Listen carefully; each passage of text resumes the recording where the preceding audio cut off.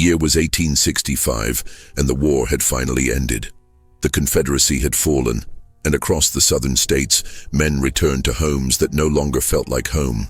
The fields were burned, the livestock scattered or dead, and the women who had waited wore faces carved from stone and exhaustion.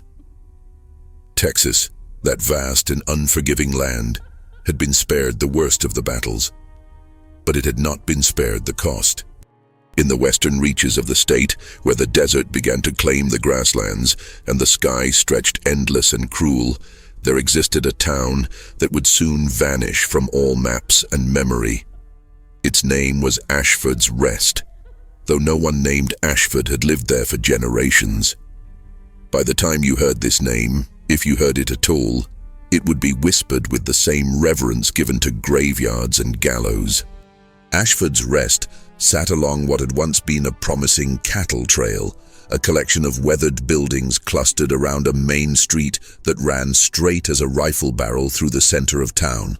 There was a church, of course, its white paint long since peeled away to reveal gray wood underneath, and a general store run by a widow named Martha Bellows whose husband had died at Shiloh. There was a saloon called the Dusty Rose, though no roses grew within 100 miles, and the only dust was the kind that coated your throat and lungs until you coughed red. There was a doctor's office, a blacksmith shop, a small schoolhouse where 12 children learned their letters from a school teacher who had come from Virginia and never spoke of what she had left behind. Perhaps 200 souls called Ashford's Rest Home, if home was the right word for a place where the wind never stopped howling and the sun beat down like the fist of an angry god. The trouble began, as trouble often does, with something small and easy to dismiss. In late April of that year, a cattle rancher named Joseph Garrett came into town with a peculiar complaint. He had found one of his ranch hands, a young man named Samuel Hooks, standing motionless in the middle of a field at dawn, staring at nothing. When Garrett approached and called out to him, Samuel did not respond. When Garrett shook him by the shoulders, Samuel's eyes remained fixed on the horizon, unblinking, unseeing. His chest rose and fell with breath, his heart beat steady beneath his shirt. But he was, in every way that mattered, absent. Gone. As if his soul had stepped out of his body and forgotten to return. Dr. Emmett Price examined Samuel in his office on Main Street. The young man's pupils responded to light. His reflexes were intact. There was no fever, no sign of injury or illness. Dr. Price, a meticulous man who had served as a field surgeon during the war and had seen more variations of death and suffering than any man should, could find nothing wrong. Yet Samuel Hooks stood in the center of the examination room, breathing, living, but not present, not there. The doctor gave instructions for Samuel to be taken home, to be watched and cared for, and assured Joseph Garrett that sometimes men who had witnessed the horrors of war fell into such states that it was a malady of the mind and not the body, and that with time and patience Samuel might return to himself. But Samuel Hooks had not been in the war. He was only 17 years old, too young to have enlisted before the surrender. And he had never left Texas, never seen the battlefields where boys became ghosts. Dr. Price sat alone in his office that evening, long after Joseph Garrett had carried Samuel home. The sun set through his window, painting the room in shades of orange and red that reminded him uncomfortably of blood. He had served in field hospitals where men screamed and died in rows, where the floor was slick with fluids he tried not to identify, where the air smelled of gangrene and laudanum and despair. He had cut into living flesh, had felt bone resist the saw, had made decisions about who would live and who would die based on nothing more than his exhausted judgment and the supplies at hand. He had thought himself beyond shock, beyond the capacity to be truly disturbed by human suffering. But there was something about Samuel Hooks that unnerved him in a way that all those screaming soldiers had not. The soldiers had been present in their agony. They had looked at him with eyes that begged and accused and thanked all at once. They had been there, fully and terribly there, right up until the moment they were not, until death took them, and their eyes went glassy and empty. But Samuel had been absent while still breathing, still standing, still occupying space. It was as if his body had become a house from which the occupant had fled, leaving only the structure behind. Dr. Price had looked into Samuel's eyes and seen nothing.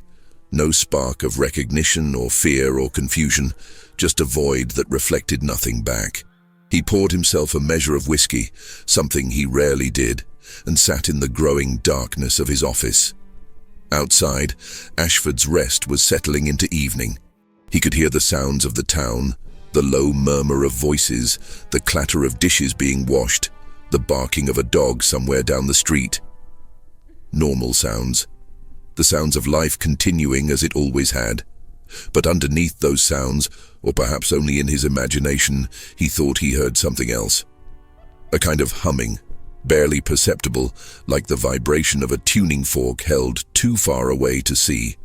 It made his teeth ache and his skin prickle with an instinctive unease that had no rational source.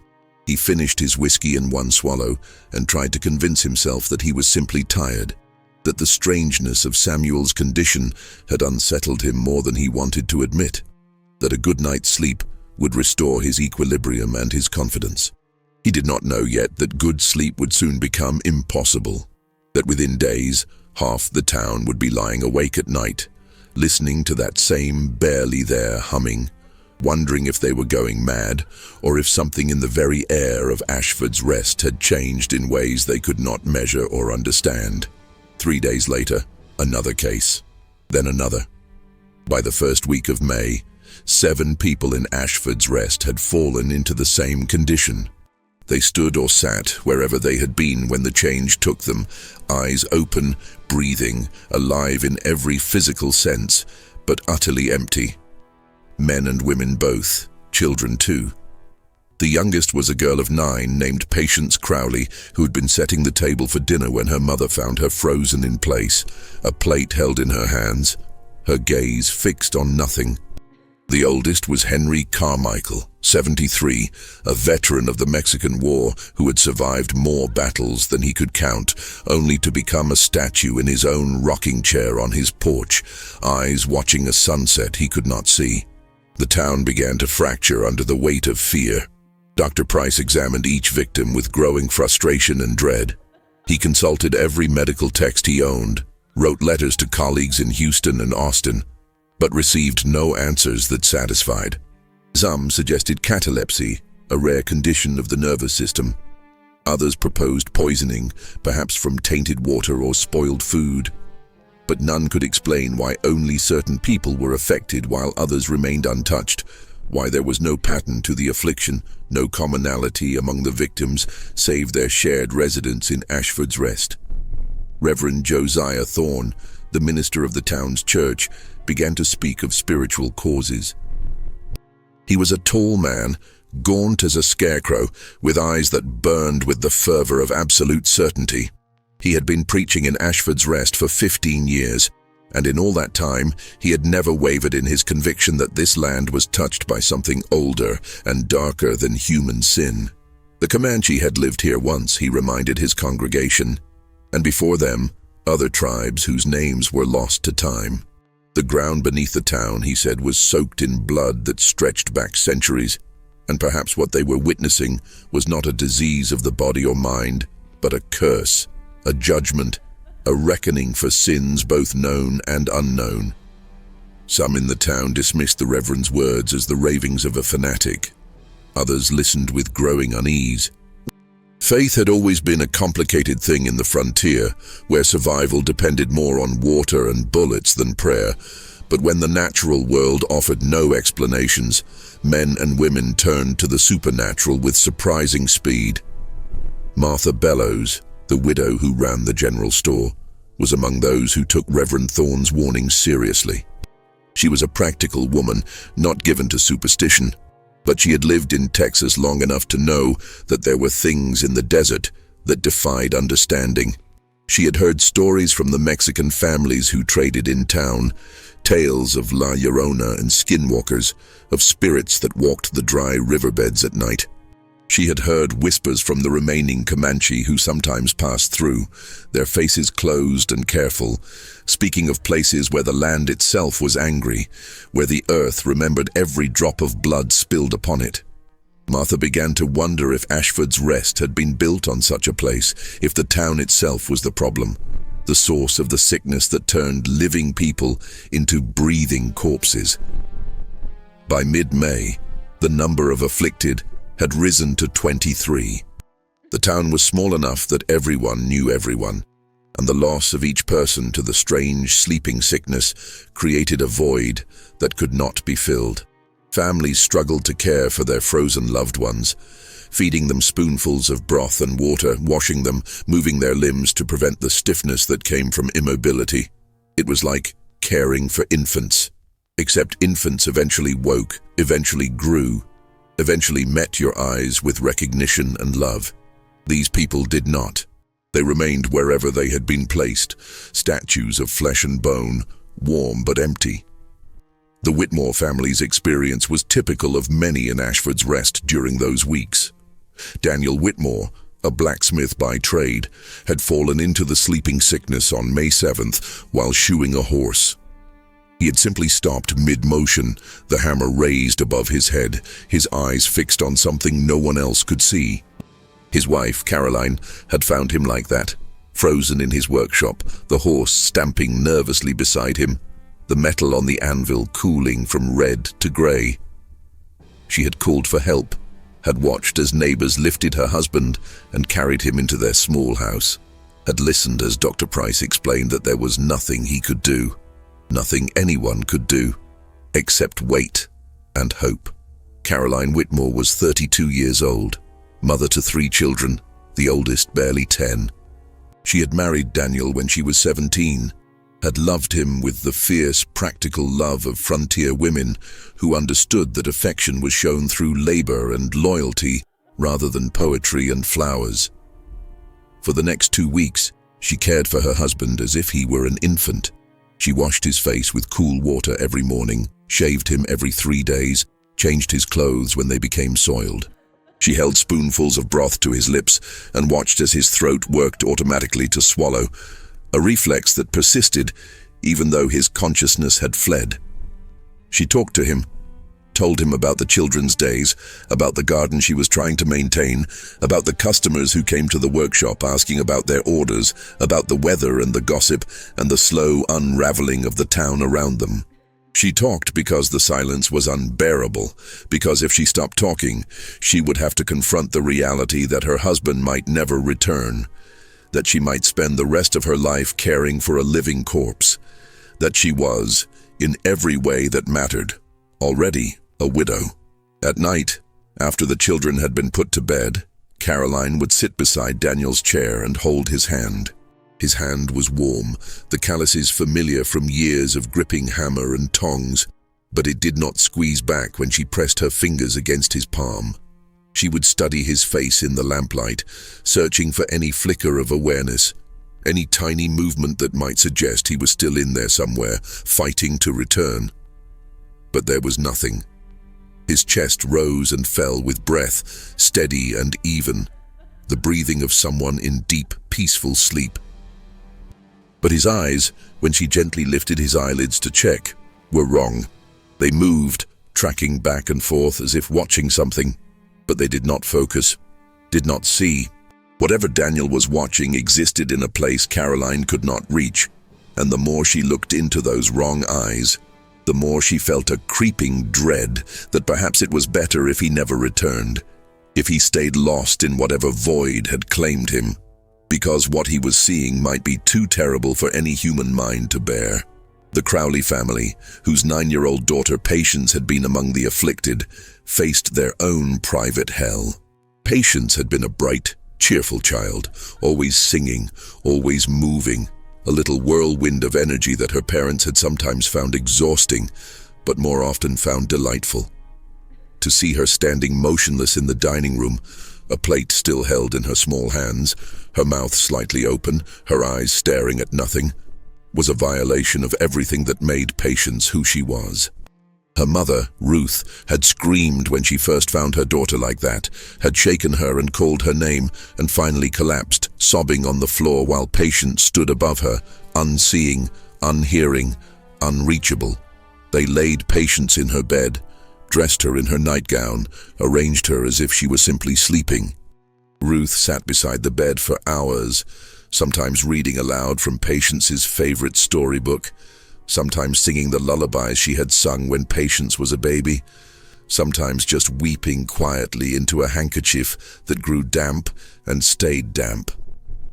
Patience's father, Thomas Crowley, a quiet man who worked as a carpenter, dealt with his grief by throwing himself into work.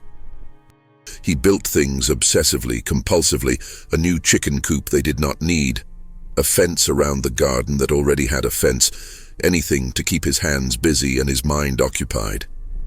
At night, he would sit at the dinner table and stare at Patience's empty chair, and the emptiness of that chair was more presence than absence, a hole in the fabric of their lives that threatened to swallow everything else. The younger children in the family, Patience's brothers aged 6 and 4, did not fully understand what had happened. They knew their sister was sick, knew they were supposed to be quiet around her, but they could not grasp the permanence of her condition, the way she hovered between being and not being.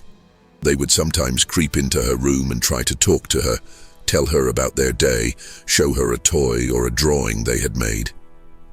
When she did not respond, they would grow confused and upset, and Ruth would have to usher them out, her heart breaking anew each time she saw the bewilderment on their faces. How do you explain to a child that their sister is alive but not living, present but absent, that she might never wake up, and even if she does, she might not be the same person she was before?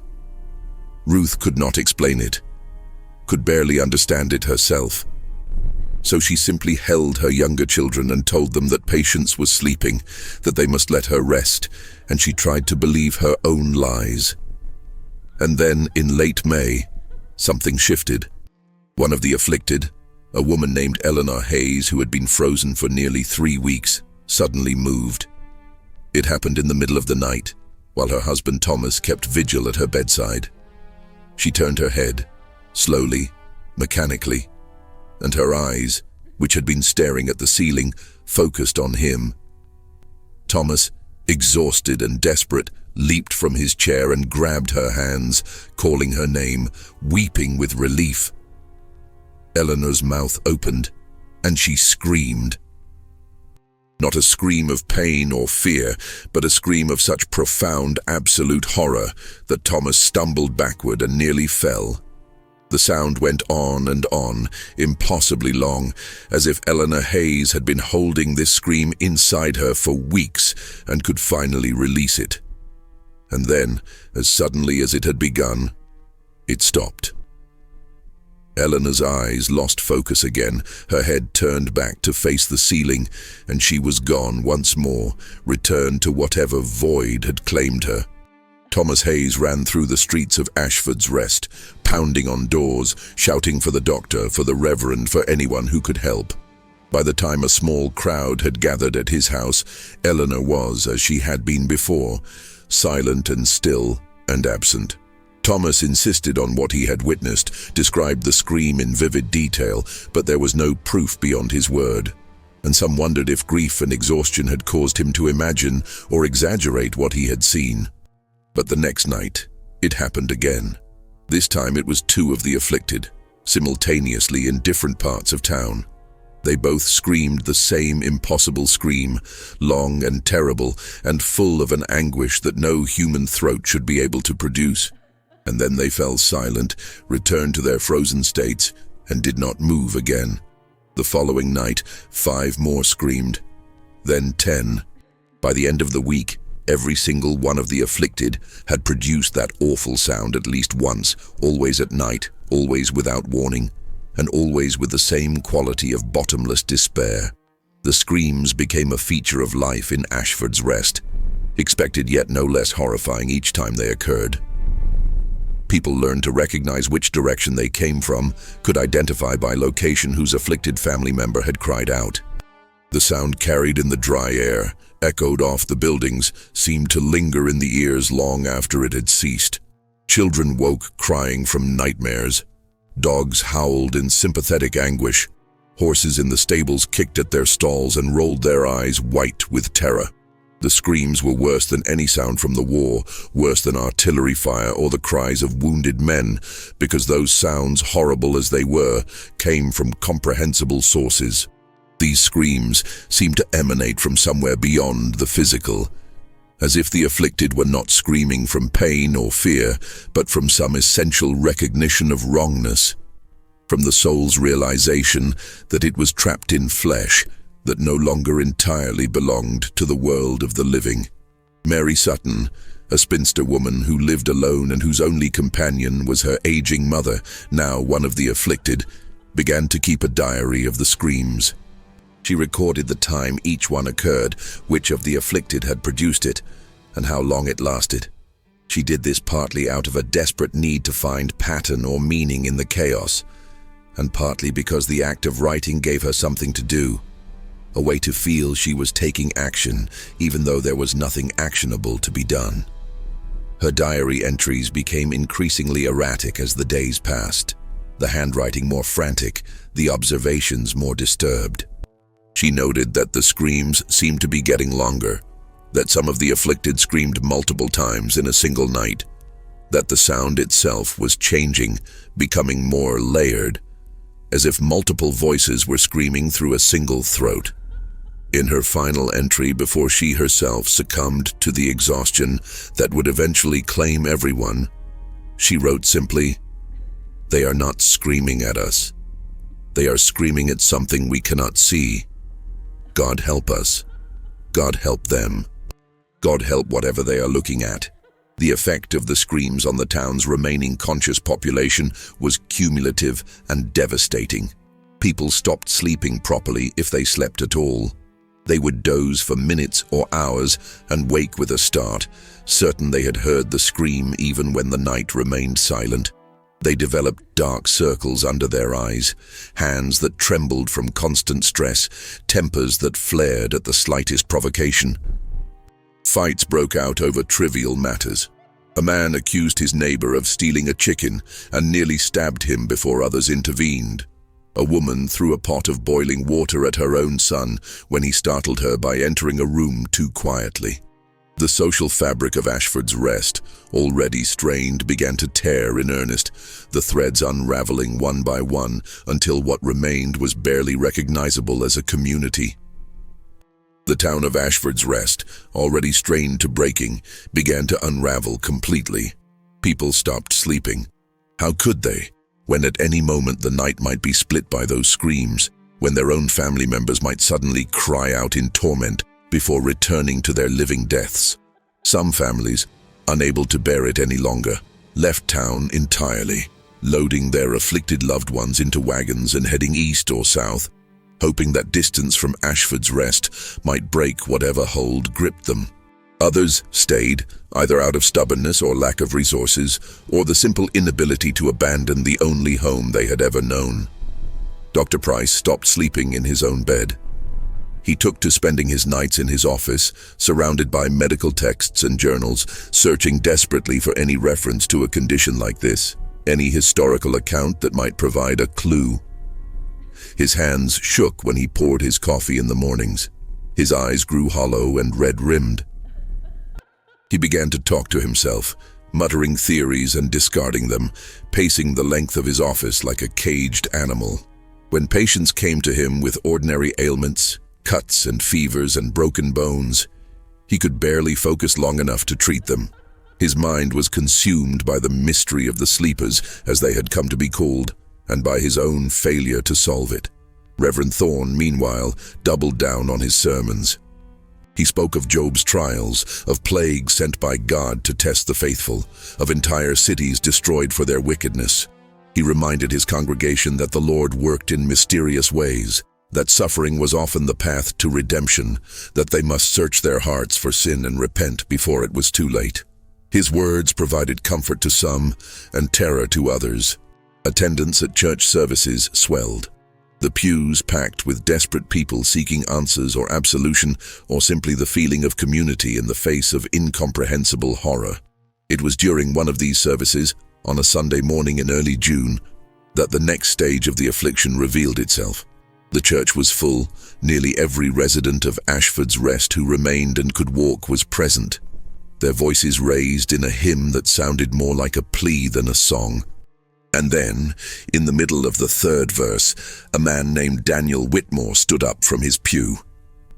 He did not stand the way a person normally stands, with purpose and control. He rose jerkily, mechanically, his limbs moving in ways that seemed almost articulated, like a marionette being pulled upright by invisible strings. His eyes were open but unfocused, his face slack. He was one of the sleepers, had been for over a month, and his wife had brought him to church in the hope that prayer might reach him where medicine could not. The hymn faltered, died away as people turned to stare. Daniel Whitmore stood in the aisle, swaying slightly, and then he began to walk. Not toward the door, not toward the altar, but directly toward the wall of the church. He walked with that same jerky, unnatural gait, and when he reached the wall, he did not stop. He walked into it, his face pressed against the wood, his feet continuing to move as if he could walk through solid matter if he only kept trying. His wife screamed and rushed toward him, but before she could reach him, 3 other sleepers rose from their places. They too began to walk, each moving in a different direction, each with the same mechanical purposelessness. One walked into a pew and kept walking, climbing over it, stepping on the people who sat there, oblivious to their shouts and attempts to restrain him. Another walked toward the altar, collided with it, and continued to press forward, his hands scrabbling at the wood. The third walked toward the church door, and when he reached it, he began to claw at the frame, his fingers scraping rhythmically, endlessly, producing a sound that made teeth ache and skin crawl. Chaos erupted. People scrambled out of pews, some trying to restrain the walking sleepers, others fleeing the church entirely. Reverend Thorne shouted for calm, his voice rising above the tumult, but calm was impossible. The sleepers could not be stopped. They could not be reasoned with or turned aside. When people tried to hold them back, they struggled with surprising strength, their movements uncoordinated, but relentless. It took 4 men to subdue Daniel Whitmore, and even then his legs continued to move, his feet kicking at the air as if he were still walking, still driven by whatever force compelled him. The service ended in disaster. The sleepers were carried or dragged back to their homes, where they were tied to beds or chairs to prevent them from walking. But the walking continued. All through that day and into the night, the sleepers moved. Those who had been restrained thrashed against their bonds. Those who had not been secured rose and walked, bumping into walls and furniture, climbing over obstacles, driven by an invisible compulsion that overrode every natural instinct for self-preservation. One sleeper, an elderly man named Abel Johnson, walked off his porch and broke his leg when he fell into the street. He did not cry out, did not seem to register the pain, and he continued to try to walk even with the bone protruding from his skin. Dr. Price, summoned to treat Abel Johnson's injury, set the broken leg with hands that trembled so badly he could barely tie the splint. He had seen amputations performed without anesthesia during the war, had heard men scream as their limbs were sawed off, but he had never seen anything like this. Abel Johnson lay on his bed, his leg freshly set, and his body still moved, his good leg kicking, his arms pulling at the ropes that bound him, his sightless eyes staring at nothing, while his mouth hung open in a silent, perpetual expression of yearning. That night, the screaming began again, but this time it was different. This time, the screams formed patterns. The afflicted screamed in unison, their voices rising and falling together as if directed by a conductor no one else could see. The sound was orchestral, terrible, a chorus of the damned. It lasted for hours, stopping and starting without warning, and when it finally ceased in the hours before dawn, the silence that followed was somehow worse. The morning of June 6th, 1865, dawned clear and hot. The sun rose over Ashford's Rest like it had every morning before, indifferent to the suffering below. By this point, 47 people had been afflicted, nearly a quarter of the town's population. Those who remained healthy were haggard and exhausted, their nerves stretched to breaking. Fights broke out over nothing. People wept openly in the streets. A sense of doom had settled over the town like a physical weight, pressing down on shoulders and chests until breathing became difficult. It was on this morning that Martha Bellows made a decision. She was 62 years old, and she had lived through more than her share of hardship. She had buried a husband and 2 children, had survived droughts and floods and years of war, and she would be damned if she let some incomprehensible curse take her without a fight. She closed her store, walked to the church, and found Reverend Thorne in his office, poring over a Bible so worn the pages were translucent. She told him in plain terms that his prayers were not working, that God either could not or would not intervene, and that if the town was to survive, they needed to take matters into their own hands. She had been thinking, she said, about the nature of the affliction. The sleepers were alive but not living. They existed in some state between life and death, trapped in a liminal space that defied all natural law. Perhaps, she suggested, the solution was to acknowledge this in-between state, to perform a ritual that might free them, release them from whatever held them. She proposed a funeral for the living, a ceremony that would honor the sleepers as if they were already dead, giving them the rest they seemed unable to find on their own. Reverend Thorne stared at her as if she had suggested burning the church down. A funeral for the living was blasphemy, he said. It went against every tenet of Christian faith, against the very sanctity of life itself. To bury someone who still breathed, who still had a heartbeat, was murder, plain and simple, and he would have no part in it.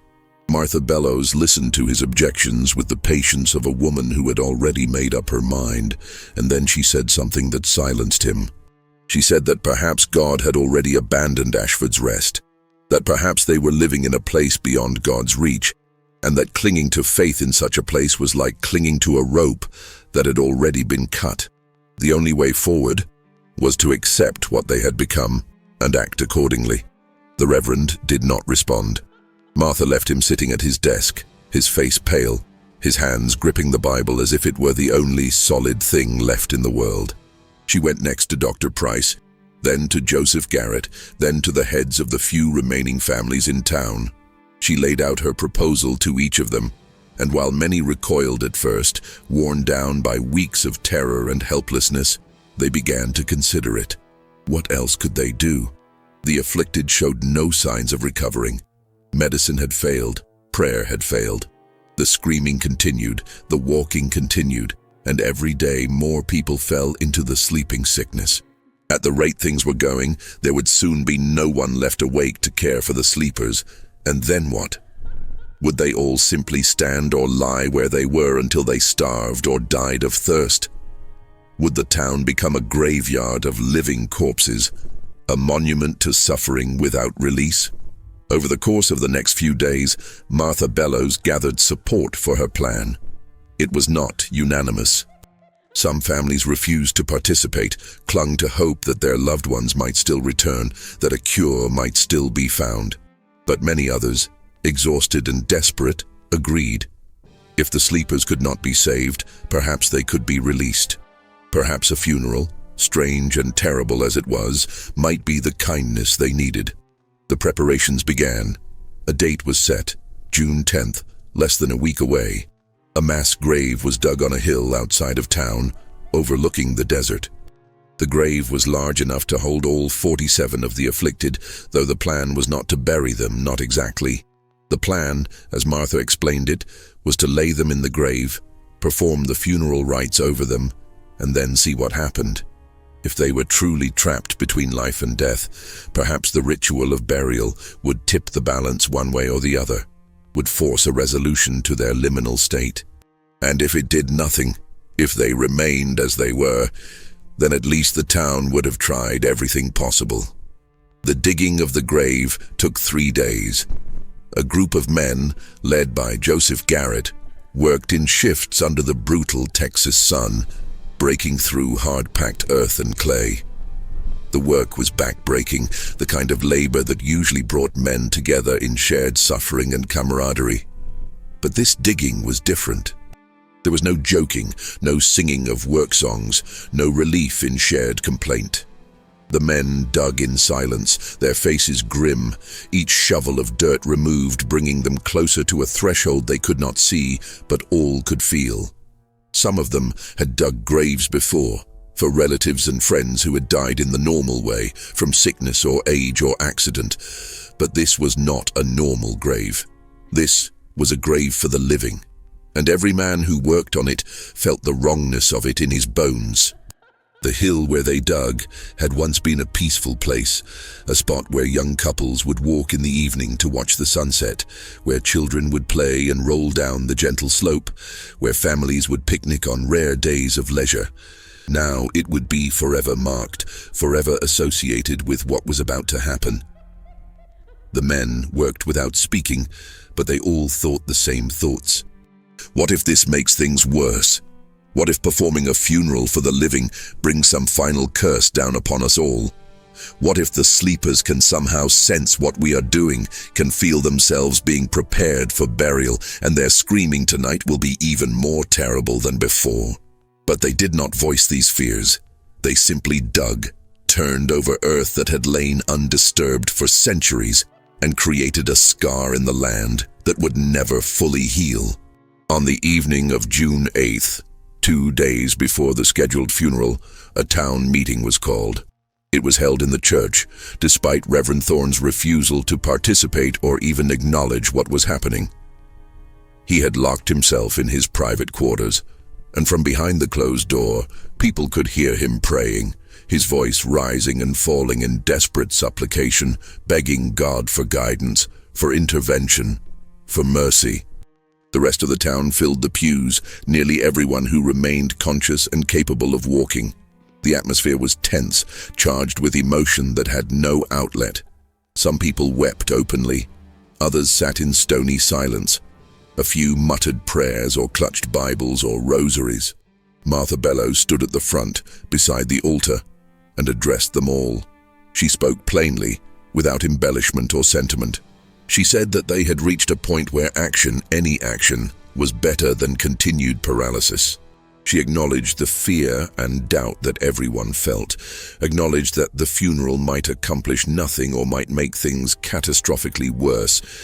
But she argued that at least they would know they had tried everything, that they had not simply surrendered to the horror, but had fought against it with the only weapon they had left: ritual, acknowledgement, the human need to mark endings and transitions. She reminded them that the sleepers were suffering, that the screams proved this beyond doubt, and that releasing them from that suffering one way or another was an act of compassion, not murder.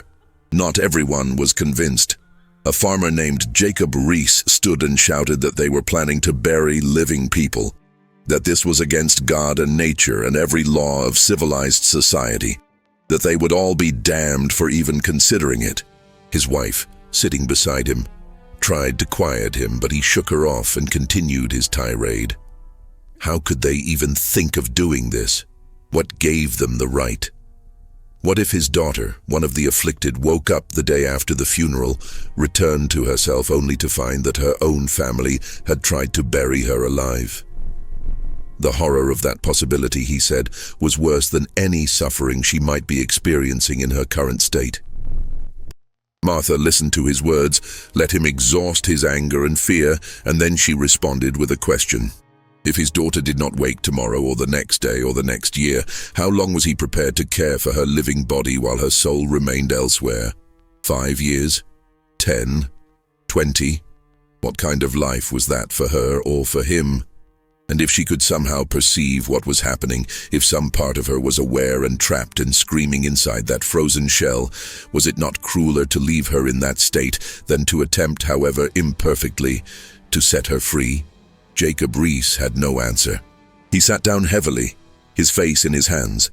and his wife put her arm around him and held him while he shook with silent sobs. No one else stood to object. The meeting concluded with a vote, a show of hands, and the majority supported moving forward with the funeral. But it was not a comfortable majority, not a decision made with confidence or certainty. It was the choice of people who had run out of better options, who were acting out of desperation rather than conviction, and everyone in that church knew it. The next 2 days passed in a kind of suspended tension. People went through the motions of normal life, tended to animals, cooked meals, swept floors. But there was no normalcy to any of it. They were waiting, counting down to the funeral, unsure whether to dread it or hope for it, or both at once.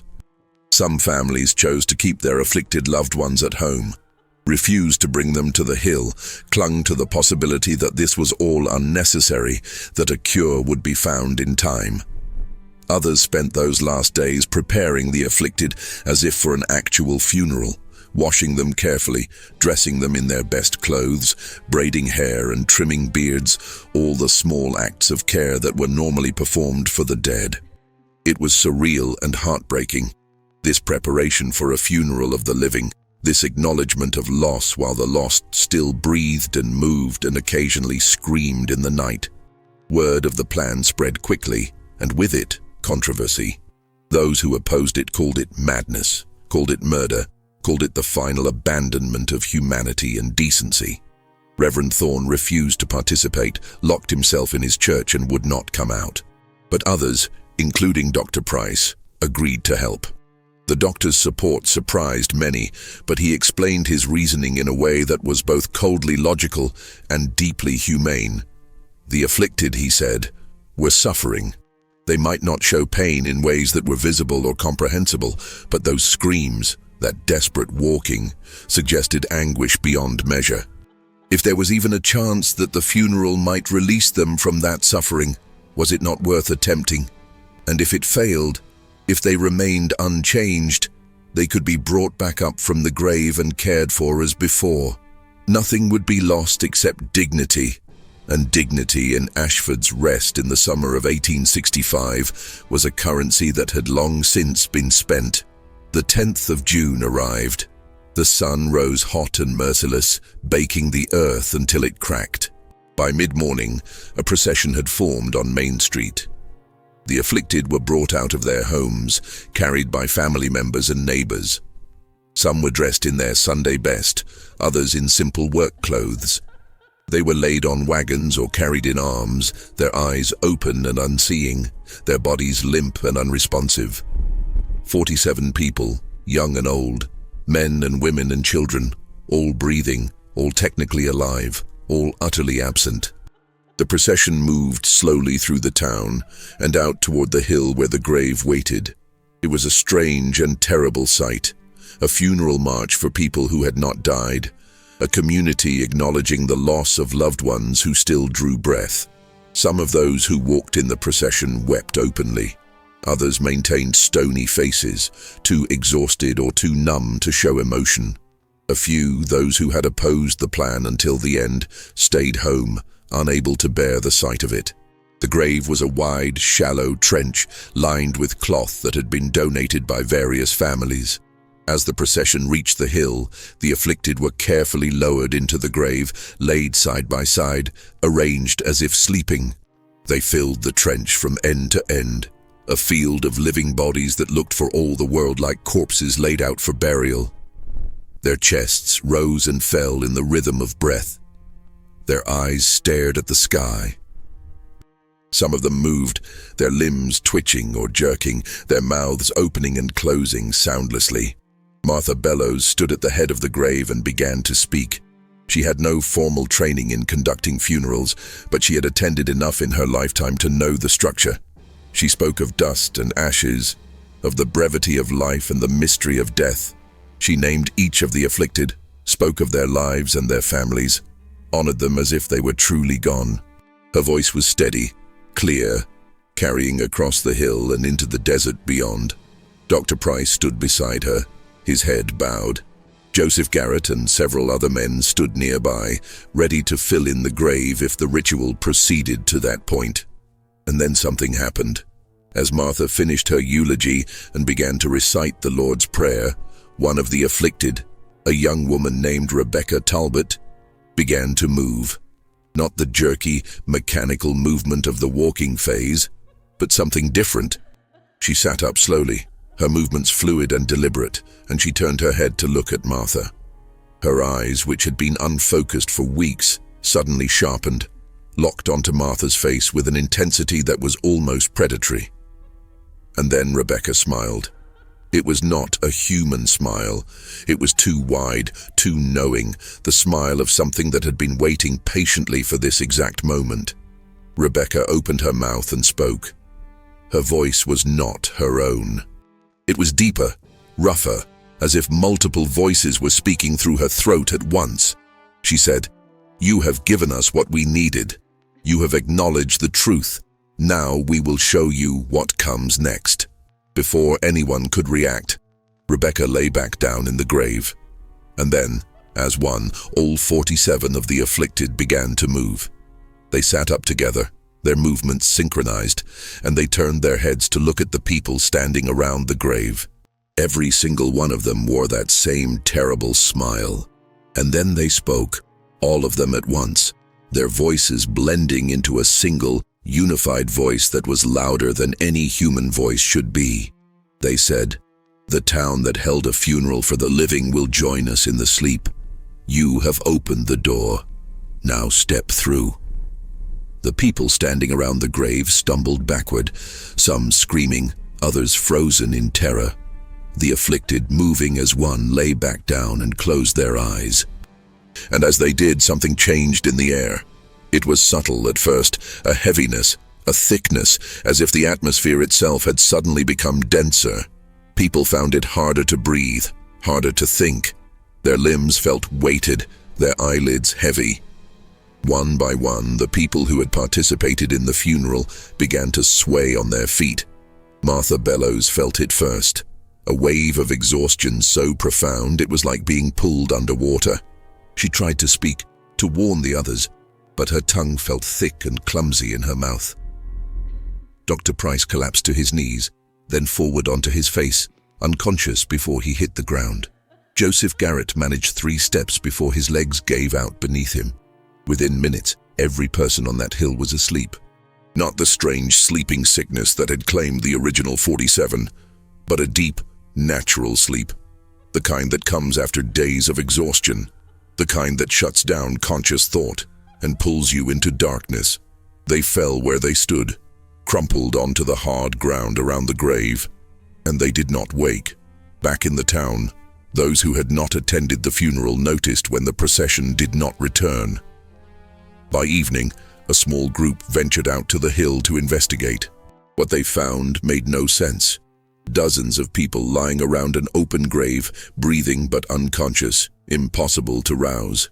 The afflicted, still in the grave, still breathing, still locked in their strange state. The rescuers tried shaking the sleepers, shouting at them, even slapping them, but nothing worked. They loaded as many as they could into wagons and brought them back to town, laying them in their homes, in the church, anywhere there was space. But that night, as the rescuers slept in their own beds, the affliction spread again. By morning, half of them had fallen into the same deep sleep as those from the funeral. And the next night, more. The pattern was clear, inescapable. Anyone who came into contact with the sleepers, anyone who tried to help or even just to investigate, eventually succumbed. The sleeping sickness had evolved, had found a new way to spread, and there was no way to stop it. Within a week, 3/4 of Ashford's rest was asleep. The few who remained awake barricaded themselves in their homes, refused to go near the sleepers, refused even to look at them. But it did not matter. The sleep came for them anyway, crept through windows and doors like fog, settled over them in the night, and pulled them down into darkness. Reverend Josiah Thorne was one of the last to fall. He had locked himself in the church after refusing to participate in the funeral, had subsisted on communion wine and stale bread, had prayed until his voice was hoarse and his knees were bruised from kneeling on the hard floor. He prayed for deliverance, for understanding, for God to explain why this was happening, to reveal the sin that had brought such punishment down upon them. But no answers came. The church remained silent except for his own voice echoing off the walls. And finally, on the night of June 18th, 8 days after the funeral, the sleep came for him too. He felt it approaching, felt the weight of it pressing down on his consciousness, and he knew there was no escape. He climbed into the pulpit, arranged himself as if he were about to deliver a sermon, and closed his eyes. When the sleep took him, he was smiling, perhaps in relief, perhaps in resignation, perhaps in some final understanding that he took with him into the dark. By June 20th, 1865, every single person in Ashford's Rest was asleep. Not dead, asleep. They lay in their beds, slumped in chairs, collapsed in the streets where they had fallen. The town was silent except for the wind moving through the empty buildings, rattling shutters and doors. Animals wandered freely, confused by the absence of their owners. The cattle in the fields outside town began to drift away, following some instinct that told them there was nothing left for them here. The town that held a funeral for the living had joined them in the sleep, just as the voice had promised, and they never woke again. The first outsiders to arrive in Ashford's Rest came nearly 3 weeks later. A group of travelers, merchants heading west with a wagon full of goods, stopped in the town hoping to trade and resupply. They found a ghost town, buildings intact but empty of conscious life.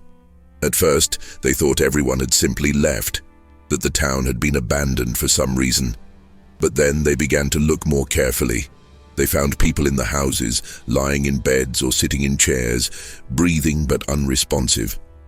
They found more in the church, arranged in pews as if waiting for a service that would never come. They found the reverend in the pulpit, his eyes closed, his hands folded over the Bible in his lap. They found the mass grave on the hill, still open, still filled with bodies that breathed. The merchants, terrified and confused, left as quickly as they had arrived. They spread word of what they had found, and soon, curiosity seekers and would-be rescuers began to make the journey to Ashford's Rest. But everyone who came, everyone who entered the town and spent more than a few hours there, eventually fell asleep. Some managed to leave before the sleep took them, fleeing on horseback or in wagons, racing against the exhaustion that pursued them. A few made it far enough to tell their stories. Others collapsed miles from town, found days or weeks later by other travelers, still alive, still breathing, but utterly unreachable. The state government in Austin, hearing reports of the situation, sent a team of officials and doctors to investigate. They were instructed to observe from a distance, to study the phenomenon without putting themselves at risk. They set up a camp a mile from town and used spyglasses to watch the silent streets. They saw no movement except for the wind and the wandering animals. They debated what to do, argued over whether the sleepers could be saved or if the town should simply be burned to the ground, purified by fire, the people in it sacrificed for the safety of those beyond. In the end, they did nothing. The risk was too great, the phenomenon too inexplicable. They filed their reports and left, and the reports were quietly buried in some archive where they gathered dust and were forgotten. Over the following months and years, nature began to reclaim Ashford's Rest. The buildings weathered and sagged. The roofs collapsed. Vines and scrub brush grew up through the floorboards.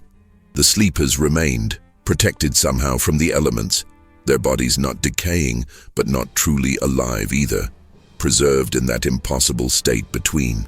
Travelers who passed nearby reported strange things. They heard sounds from the town at night, humming or singing or that terrible orchestral screaming.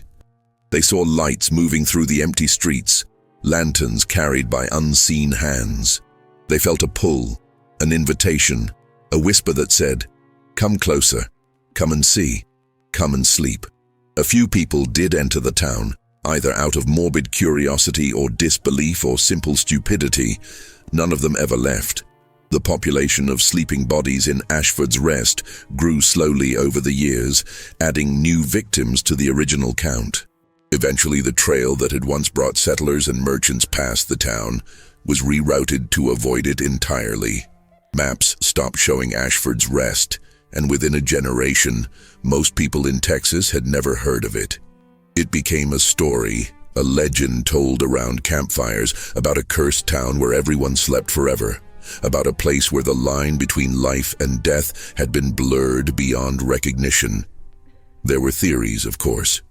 Some said it was a disease, something in the water or the air that attacked the nervous system in a way no doctor could understand.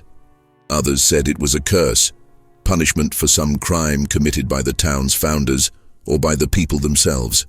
A few suggested that the land itself was the problem, that Ashford's Rest had been built on ground that was spiritually poisoned, that the rituals of indigenous peoples or the violence of earlier conflicts had left a mark that could not be erased.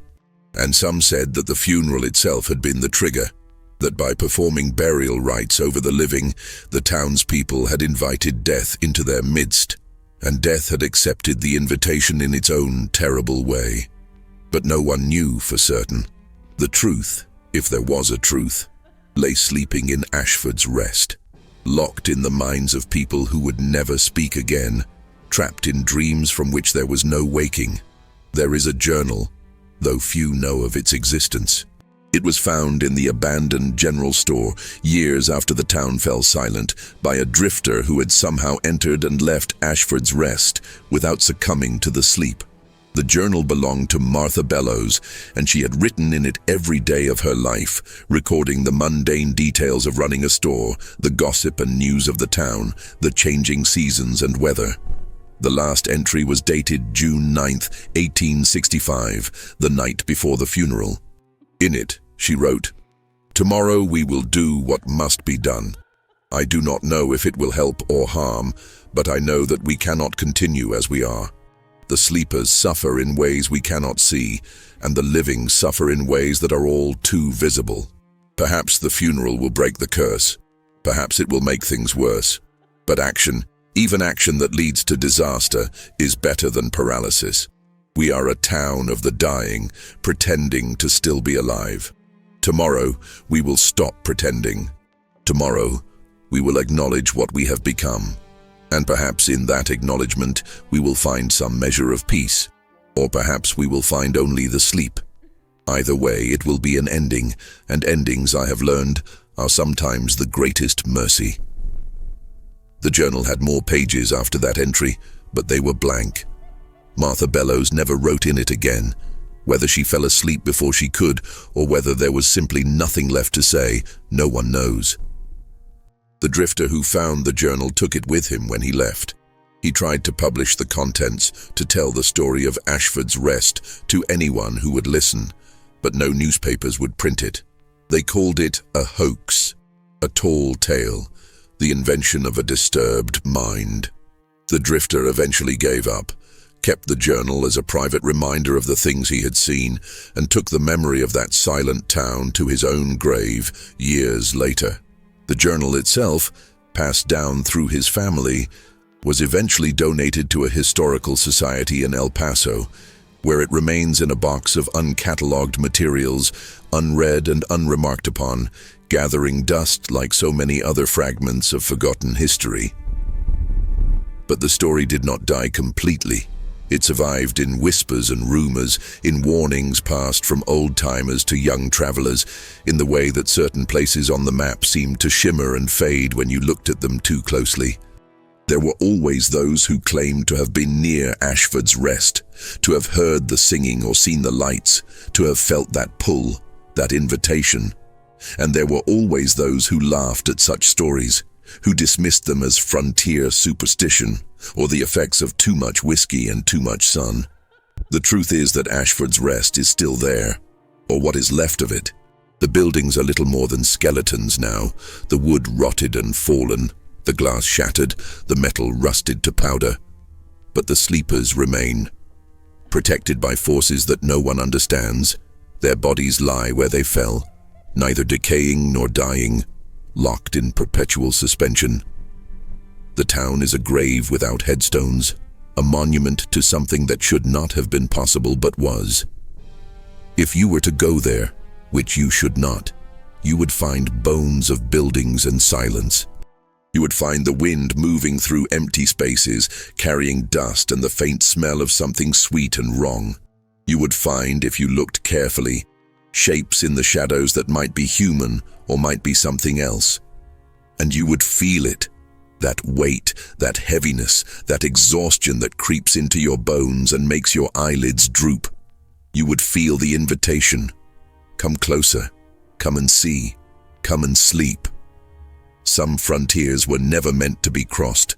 Some places were never meant to be inhabited. And some towns, once they fall asleep, should be left to their dreams, because waking them might be worse than letting them rest. Ashford's Rest earned its name in the end, though not in any way its founders could have imagined. It is a place of rest now, eternal and unchanging. A town where time stopped on a hot day in June 1865 and never started again. The people there are not dead. Death would be a mercy. They are trapped in whatever exists between life and death, between consciousness and oblivion, experiencing something that no one who is awake can understand. Are they dreaming? Are they aware? Do they suffer, or have they found some strange peace in the sleep? These questions have no answers. They are as much a part of the mystery as the affliction itself. There are those who say the sleep is spreading, that over the years it has reached beyond Ashford's Rest, that travelers who pass too close to the town carry something with them, a seed of exhaustion that grows slowly, imperceptibly, until one day they simply lie down and never get up. There are stories of isolated farms where families have been found asleep, of small settlements gone silent, of individuals collapsing in the middle of tasks and remaining unconscious for days, weeks, forever. Whether these stories are connected to Ashford's Rest or are simply the natural tragedies that befall people in hard country is impossible to say. But the stories persist, and with them, the warning. Stay away from Ashford's Rest. Do not go near the cursed town. Do not seek it out. And if you find yourself on a trail that leads past weathered ruins in the western Texas desert, if you see buildings that should not still be standing, if you hear singing in the night or feel a sudden, overwhelming tiredness, turn around. Ride away. Do not look back. Because some invitations, once accepted, cannot be refused. The town that held a funeral for the living never woke again, and if you follow in their footsteps, neither will you. This is not a story with a moral, not a tale meant to teach a lesson. It is simply a record of what happened, as best as it can be reconstructed from fragments and whispers and the testimony of those few who saw and survived. It is a warning, yes, but more than that. It is a reminder. The world is vast and strange, and there are places in it where the rules we take for granted do not apply, where reality bends in ways that defy explanation, where the line between the living and the dead is not as clear as we would like it to be. Ashford's Rest is one of those places. It exists, or existed, in the space between truth and legend, between history and myth. Whether it still stands or has crumbled completely into dust is a question best left unanswered. What matters is the story, the knowledge that once, in Texas, in the year 1865, a town made a terrible choice and paid a price beyond comprehension. They held a funeral for the living, and in doing so, they invited death to take up residence among them. Death accepted, and it has never left. So if you ever find yourself in western Texas, traveling through country that feels too empty, too quiet, too full of a stillness that presses down on you like a physical weight, pay attention. Look for signs. And if you see ruins on a hill, if you hear sounds that should not be there, if you feel sleep calling to you in a voice that is both seductive and terrifying, remember the story of Ashford's Rest. Remember that some places are cursed not by God or the devil, but by the desperate acts of ordinary people trying to make sense of the incomprehensible. Remember that the frontier was a place of wonders and horrors in equal measure, and that not everything that happened there can be explained or understood. And remember above all, to stay awake, because in Ashford's rest, sleep is not rest, it is forever.